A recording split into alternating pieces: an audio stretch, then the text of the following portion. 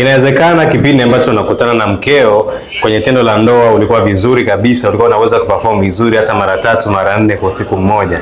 Lakini kwa sababu tayari mmeshaishi, mmeshazoeana, mmeshakula sana vyakula vya aina tofauti tofauti, mmejiachia, miili imenenepa, kuna namna fulani performance inapungua kama mwanaume kwenye tendo la ndoa.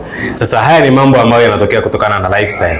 Sasa ikiwa tayari umeshaoa uko kwenye miaka 35 hapo kwenda 45 50 na unaona kabisa kwamba kiwango chako kwenye performance hakiko vizuri, maana yake ni kwamba unahitaji tu mambo machache ambayo yatakusaidia. Nitakusaidia kwa mambo matatu. Kitu cha kwanza nitakuelekeza aina ya mazoezi ya kufanya, lakini pia kitu cha pili nitakuelekeza vitu vya kawaida vya kununua sokoni ambazo ni spices takazo kusaidia. Na jambo la muhimu kabisa, utapata program ya virutubisho kwa miezi 3 ambapo sasa performance yako itaanza kurejea vizuri na utakuwa unafurahia tendo la ndoa na mke wako atakuwa anaridhika. Chukua namba yangu kwenye screen hapo, nipigie simu au njoo WhatsApp kwa ajili ya kupata huduma zaidi. Karibu sana.